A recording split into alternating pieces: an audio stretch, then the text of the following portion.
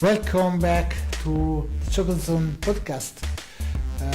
For this second episode, I think it is good for us to go in the country of the Bintobar, so US, and I bring you in the magic Las Vegas, where we have the American FBM area and where we do a lot of classes about Bintobar, about Breche, about pralines, about the world of chocolate.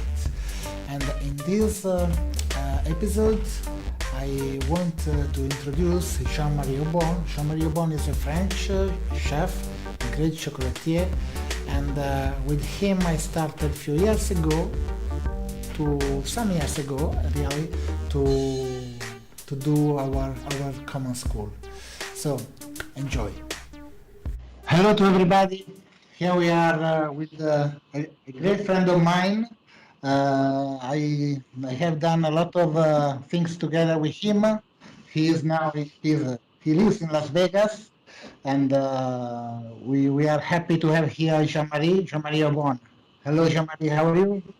Hi, Umberto. I'm very good. I'm very happy to be here with you and to be able to talk a little bit about everything. It's a great friendship with you and FBM since a lot of years, and yes, we did a lot of things together and a lot of things to come as well. And Sure. it's great to be here. Yeah. Ciao. How many years we know each other?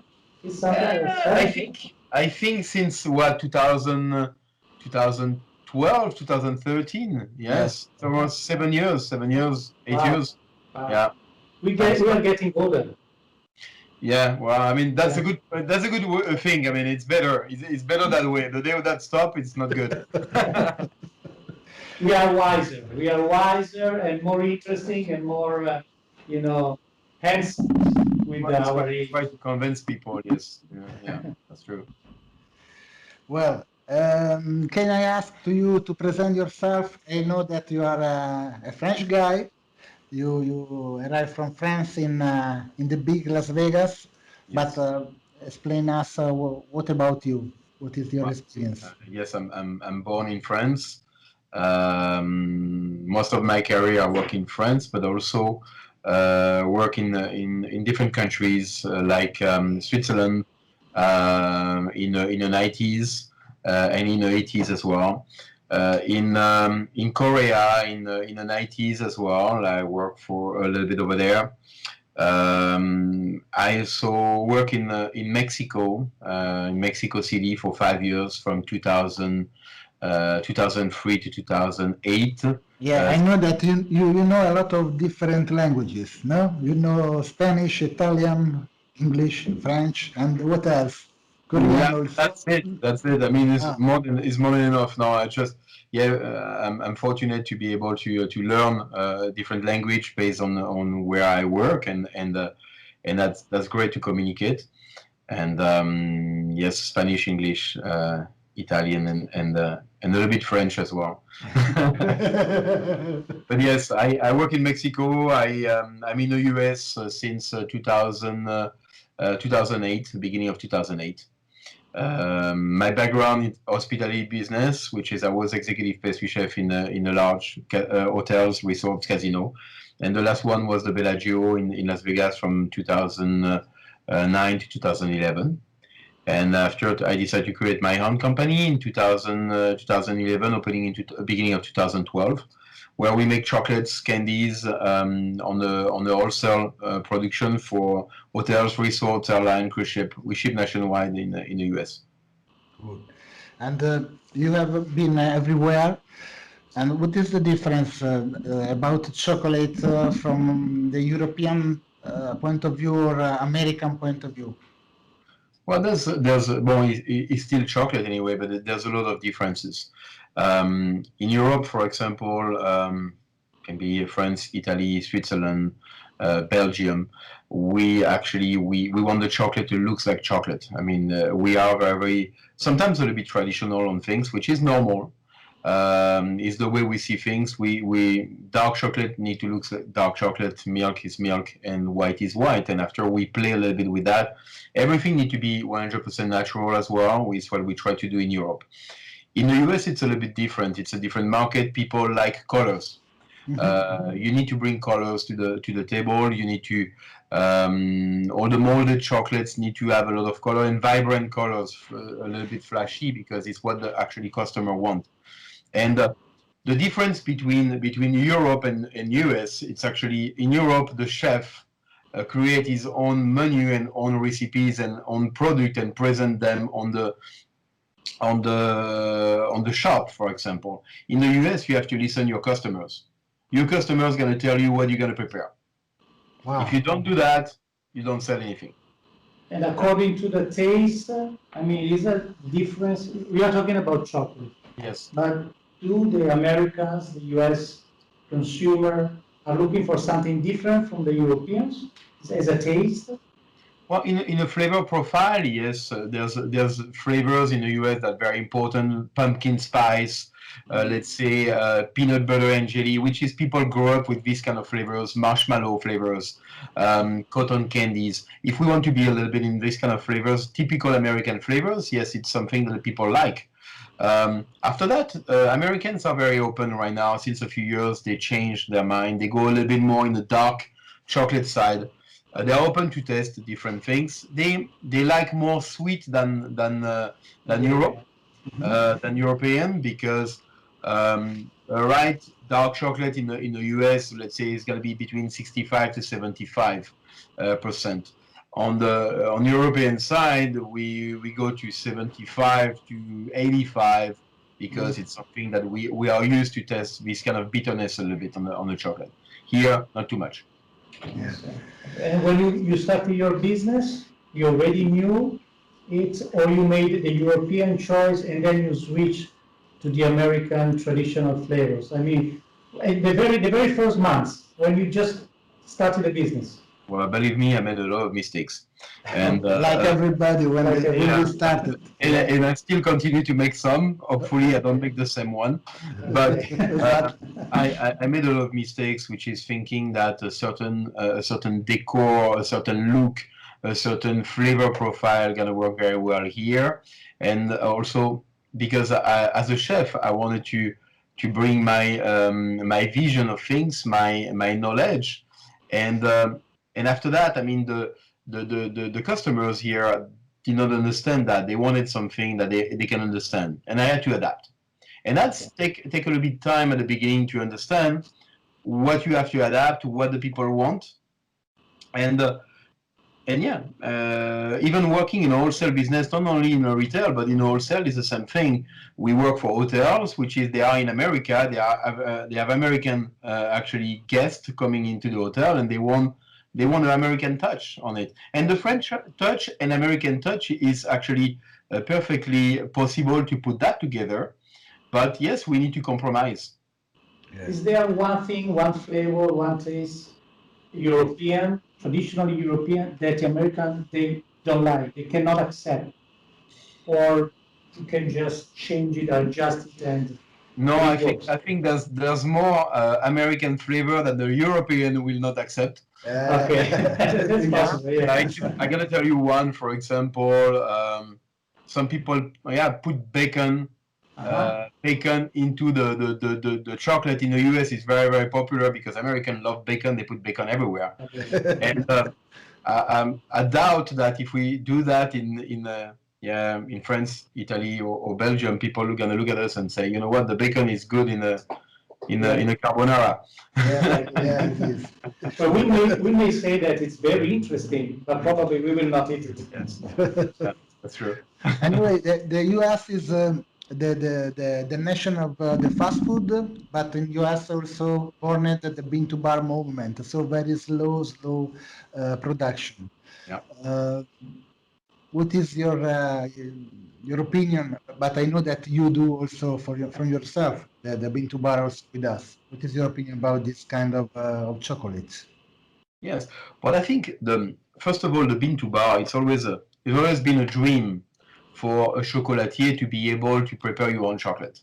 It was, I remember 20 years ago, 30 years ago, it was, talking about France, it was just a few people making our own chocolate, for example, Bernachon and people like that in Lyon, Ah, and absolutely Bona. But it's just a few people because you need to master the technique to make chocolate, and it's not just getting beans and roast them, and it's a lot of science behind, a lot of knowledge behind that. And of course, giving the opportunity to small businesses, small companies, small chocolatier, to be able to do our own chocolate with actually scale equipment, which is the smallest equipment, and be able to try and understand better how the chocolate is made and why they have different flavor profile. I think it's very, very interesting. Yeah. And it's opened a lot of doors after that. It's a possibility for the people to really close the circle, which is not only buying the chocolate for professional already pre-made and transform it, but having a typicity and something very, very particular. Because in a professional level, the chocolatier, when they don't make their own chocolate, technically they buy. We all buy the same chocolate. We buy from different brands: Valrhona, Barry Callebaut, Fair Clean, whatever brands that are available in the market. And we buy the same chocolate and we transform, we change the filling a little bit, but it's the same product. yeah. But nowadays, Now you, that's you are considered chocolatier and chocolate maker. yeah. How And do you define yourself? Chocolate maker or chocolatier? Or I do you think I prefer to define be? myself as a chocolatier because chocolate maker. I don't pretend to make all my production of chocolate from bean to bar. Actually it's just a small part.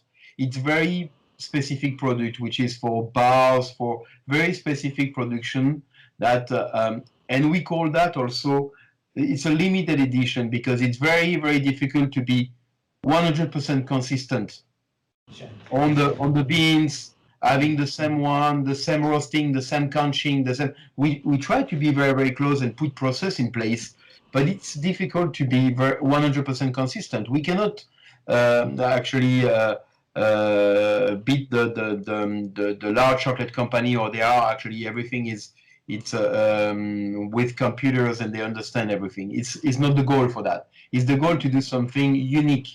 And something that you like, for example, for us, the Bintobar, we use it for bars, of course, some specific project, but we use it also for fillings. Most of the time it's for fillings, for ganache. Okay. And we have to adapt the viscosity of the ganache because of this chocolate, because it's different than the other one. But we really can have a flavor profile on the filling, which is very, very important, because in a bonbon, actually it's just my opinion, it's just my but in a chocolate, in a bonbon, in a truffle that you're gonna do, actually 30% is the chocolate around, and 70% is what is inside the filling. Sure. If you have a very, very special filling with a very special chocolate, well, that's actually what you're gonna feel. Yeah, sure, sure. And for that, we use the bean to bar more for the filling than actually for the covering. That's why the Bintobar product, the main product, is bars.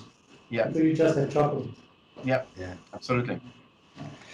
And you have worked with big companies and also in the school, and also with like a consultant, you worked with a little company. What is the difference you see in the way to work that you have with an artisan and an industrial company? Well, I think the artisan way, um, actually the artisan, the artisan drives the industrial, in my opinion, which is the artisan are very creative, and also being able, and like artisan, which is I also put the consultant, the people do consulting, as an artisan, because it's on a small scale. These people, all the artisans have a capability to create and to work fast and to create a product very, very fast and achieve a result and a creativity that the industrial have a hard time to do, because the process is so long and there's so many things involved that is very, very slow, which is, I think the industrial get inspired from the artisan, and it's a good thing. I mean, there's nothing bad on the industrial side. The industrial right now are way better than 30 years ago, which is they learn that the quality is important, and they use most of sometimes also a lot of artisan, which is pretty good people and very talented chocolatier and pastry chef to develop product for them to be able to scale on the large large production. And I think everything is compatible, and we have a lot of to learn also from the industrial about shelf life, about organization of the process. yeah, all the process, sanitation, put a process in place. I mean, if we have good manufacturing practices certification, if we have HACCP, if we have SQF certifications, it's because of the industrial. And right now, I mean, and we can see that with COVID, people want something safe. Sure. Whatever customer, on an artisan way or not, they want something safe. They want to make sure that it's safe. We respect different process and procedure to make sure that we sell a very, very safe product, and we have traceabilities, and we are able to, if we make a mistake or something wrong, to recall a product without any problem, and to understand all the process behind that. Is it true, or is a bad idea that the artisan can focus on details because he doesn't think about, when you make a new product, he doesn't think about the volume, the quantity they want to sell, while the big industry, they don't have time to develop too much a product and to pay attention to every single detail, any single change on tests. They just go for big quantities of product, the sales, and they lose in some way the point of the product, or it's not true. It's correct. I think it's completely right. The process for an industrial product takes several months, and to be from the beginning, from the research and development to everything, to the packaging, to do the test in the market, and after launch, the big launch in the market, which is. It's a lot of different steps and a lot of different people involved, from quality control to engineering to a lot of different things. An artisan don't have that, which is he actually prepare in his kitchen and is able to sell immediately and to get the feedback immediately from the customers in front of him, which is that's very important, interesting. But also for me as an artisan myself, because we are a small company, I mean, we are also scared to go to the next level. Yeah, sure. Why? Why we are scared? Chocolate business, I mean, you know that because you build machines. And chocolate business is an amazing business because we can have a lot of machines to do a lot of different things and to try to actually put a process and consistency.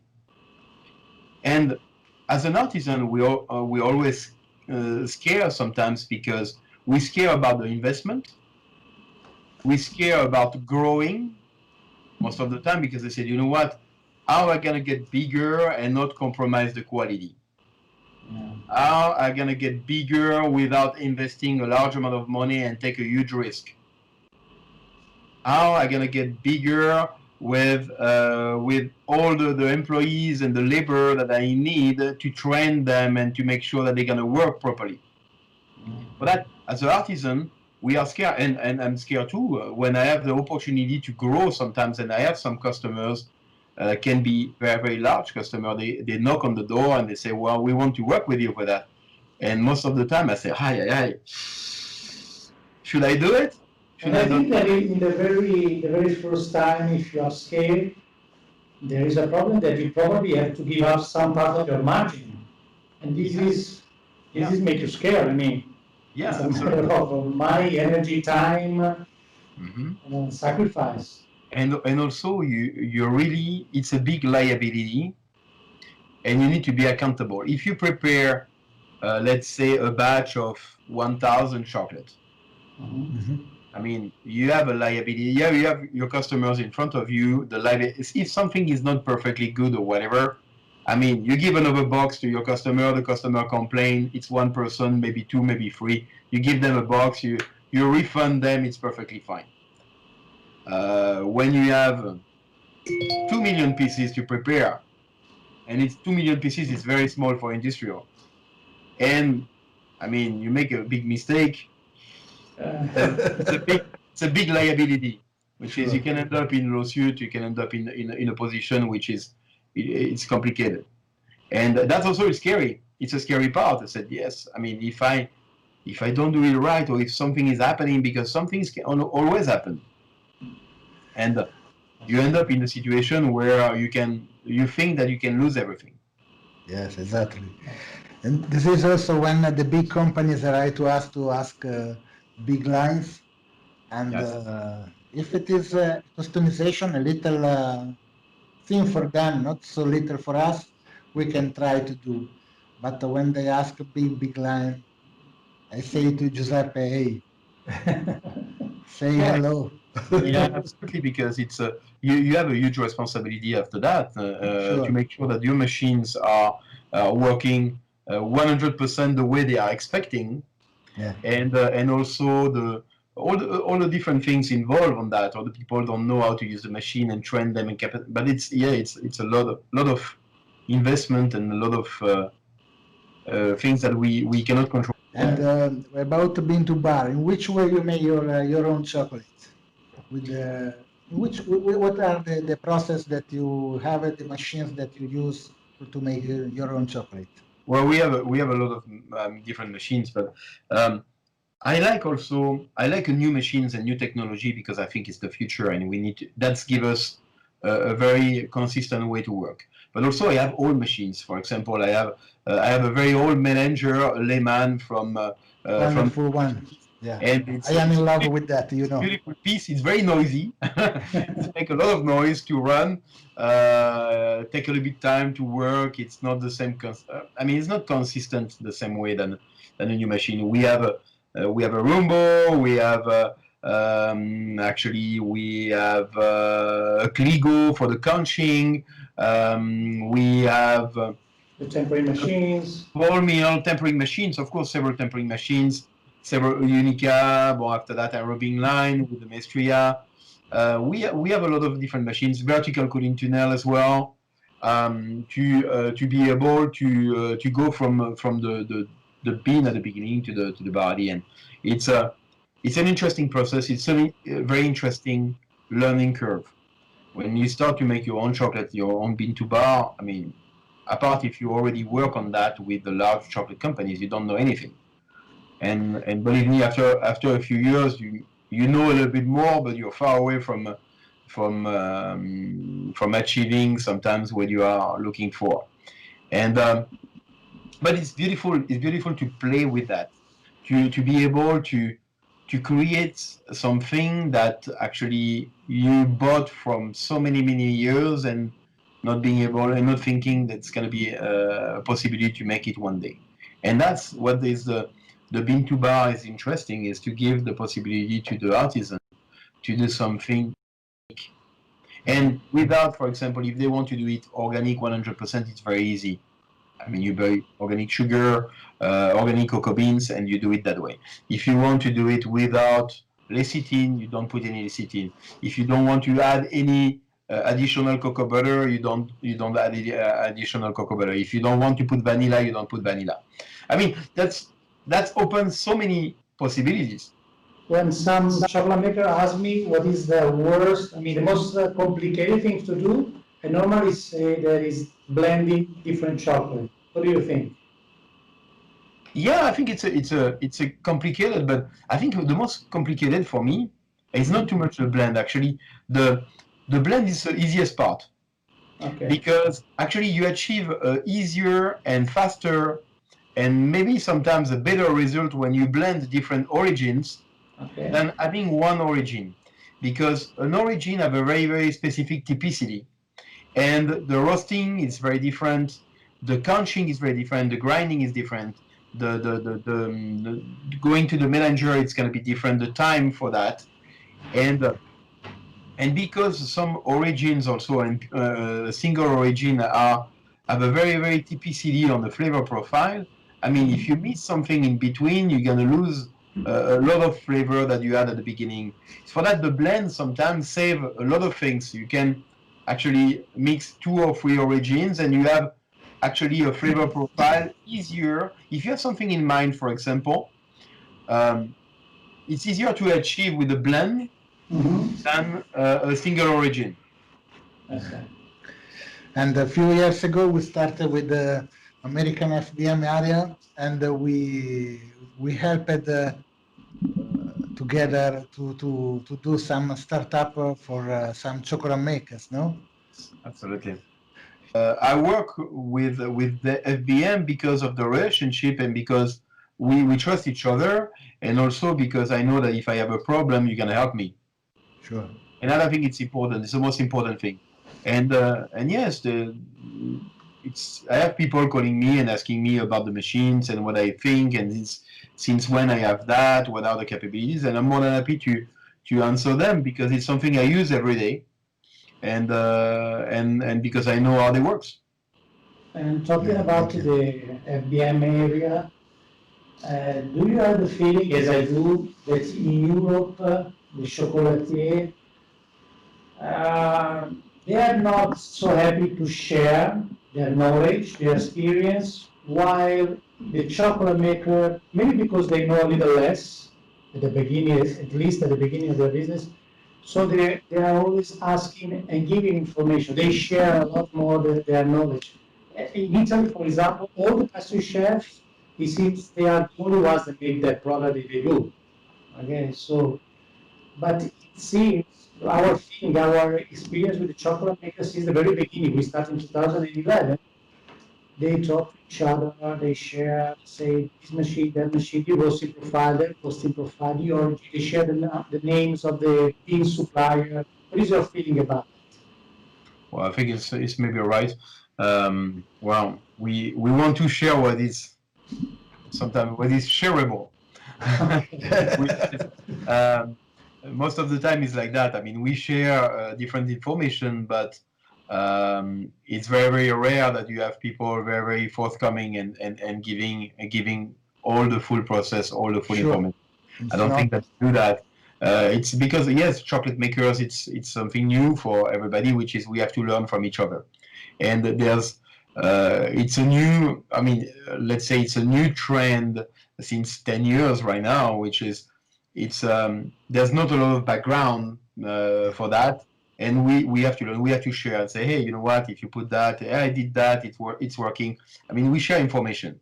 Chocolatier, it's a little bit different. You have some process. It's a chocolatier. It's traditional and it's very innovative and very traditional. Which is some people have some recipe traditions since a lot of years, actually maybe 2, 3 generations, and they share things. Now you see that there's also master classes, different things everywhere available online, on site before COVID, where people learn how to spray, how to do a filling, how to do different things. It's opening more right now. In the US and all around the world, there's a lot of different schools or things like that opening for the people to be able to get a training and to get actually their feet wet a little bit on this kind of business. Um, but at the end, what is chocolate? Chocolate, it's a long process. I mean, it's not from one day to another day you become a chocolatier. You're gonna start. You're gonna learn. It's a learning curve. It's a learning process. I mean, it's like everything, like a pastry chef, like a baker. I mean, you need to practice. You need to understand. You need to be able to produce a certain quantity to understand how the product work, and then that's the most important is experience, little by little. And what is your feeling? 10 years ago, when I met the first Bintobar chocolate makers, and when I told also about this process, the people was little. They didn't believe so much about this. And what do you think within the next 10 years? What could happen with the Bintobar? They will stay in this way. They could grow. They could change the targets. What do you think? But I think the Bintobar, like every single type of food business will have to adapt. And there's always an evolution on that, which is what the people will certainly understand. A lot of people start a Bintobar with a few machines and a small, very, very small machine, tabletop machines, and things like that. And in the house. It's very difficult to build a business and to make money out of that. Sure. It's great for test, it's great for, but it's very, very difficult. I mean, if you do a batch of 2 kilo at a time, it's tough, which is for that. A lot of people went into Bintobar and after 1 year or 2 years decide to stop because said, well, I mean, it's difficult. Yes, it is. And also because chocolate, I mean, you have to scale. And you have to scale up a certain quantity. I mean, even when you sell a bonbon at $2 a piece in the US, to make money, you need to do a lot of pieces. Sure. At the end of the day. And the same for the bar. If you sell a $10 a bar of 100 grams, I mean, there's a lot of labor behind that with the Bintobar, which is, I think the equipment already adapt, which is to be able to produce around 50 to 60 kilo at a time. And I think that it's a decent size. It can be a little bit more. It's a decent size. I think less than be able to do 50 kilo, it's going to be difficult. Mm-hmm. And that's people will, that's, in my opinion, the thing's going to change that way, which is people will be able to scale up a little bit. And technology will arrive way more, little by little, also in the Bintobar, to be able to be more consistent, in my opinion, to be able to have the product consistent from the beginning to the end and every single batch. And I still believe that the Bintobar will be here in the next 10 years. I think that we're going to bring more technology on that. And yes, we see also the possibility to do vegan chocolate right now, to do a lot of different things that you can do it yourself instead of find a large manufacturer which is do vegan chocolate. It's not so easy. Who tastes good is not so easy, and that you can do it yourself. You can go in a specific market with the Bintobar that it's very difficult to find in an industrial product right now. Yeah, it's that. I remember one Austrian dealer, they wanted to import some bars from Peru. Yeah. That met a chocolate maker in Peru. Okay, so we have to think about which country are we talking about. And he went to this chocolate maker and asked him, how many bars do I have to order to be able to pay you just $1 per bar? And he said, I cannot, there is not any number of bar. It's impossible for me, I cannot. Yeah, it's not a possibility. It's not a possibility for any artisan anyway. Someone who want to buy, that means if you want to have your margin, even if it's 30%, you have to produce your bar at 70 cents. It's completely out of range. It's not cocoa beans, they are processing stones. Yes. I don't know. Yeah. Jean-Marie, we are near the end of this episode, yes. But for me, this I have made our second school after the Italian with you. For me, you are one of the best chocolatier I know, but what is the target, according to you, that any chocolatier or chocolate maker must have for himself to try to be always better? Well, I think it's not easy. It's depending the goals of every single one, but I think you have to be open. Mm-hmm. You have to be open to changes, and that's not easy because I'm not always open to changes. And people love changes, but they don't like changes. Yeah. They always want. There's always something in life. I want to change my process. I want to change my recipe. I want to change my machines. But there's always something in between that actually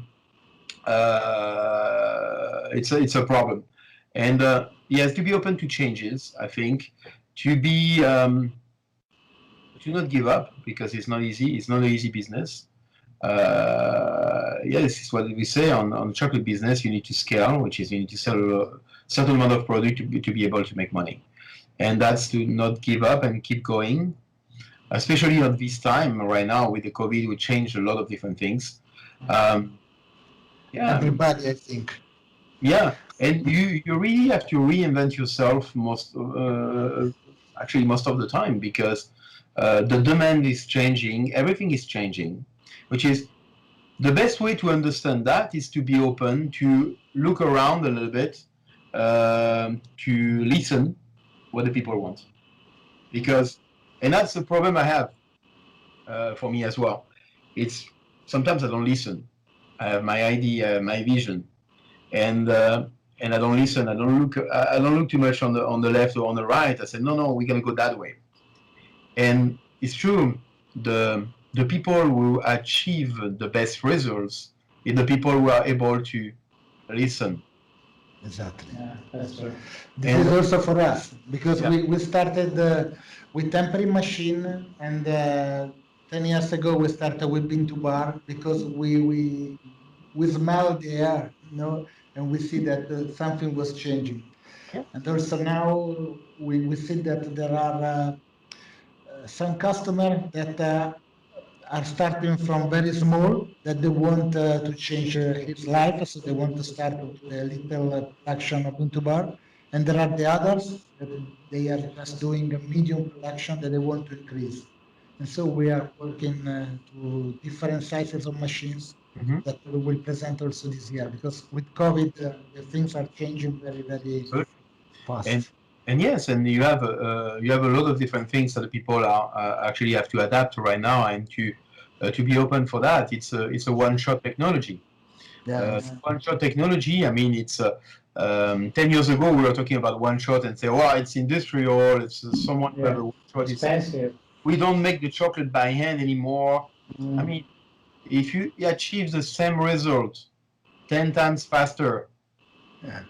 and increasing your productivity, why you're not gonna go for that? Sure. Exactly. And that's also it's a machine that they're gonna improve a lot in the future with your duplica. With that's also a part of the future, because casting the chocolate by hand one by one, I mean, first of all, you lose a lot of chocolate on the mold around, and it's messy a little bit. It's taking a lot of time. You don't have the same quantity inside of chocolate because the temperature of the mold is a little bit different, and the person who gonna actually tap the mold a little bit more, a little bit less. The one shot actually give the solution for all these problems. And I think I really believe in the one shot because, and now I believe in the one shot. 10 years ago, I was no, never. I'm an artisan. I'm not an industrial. It's not an industrial machine. It's the same. It's the same issue of consistency that we talked about before. Yeah. Absolutely. And that's, I think, it's a type of machines that are actually gonna work very, very well for every single size artisan, because we need that. Okay, Jean-Marie, thank you for your time, and it is always a pleasure. And I think that I hope that the next year we could see again in the classes and in Las Vegas. I hope so. Give her a big hug. That is something that we are all missing. Yeah, If you have a we're gonna be occasion to come in Europe, come to visit also. yeah, I hope that actually Sierra and in Rimini as well, that's gonna happen next year, and it's still on track. I saw that in I think it's in May now, right? Yeah, they are postponed. Yeah, we will see. If We we will will see. do. Hopefully, that's gonna still be possible, because it's always great to go to Italy and to see you. We'll wait you. Thank you. All right. Thank you very much. Thank you so much. Bye. Good weekend. Bye bye. Bye.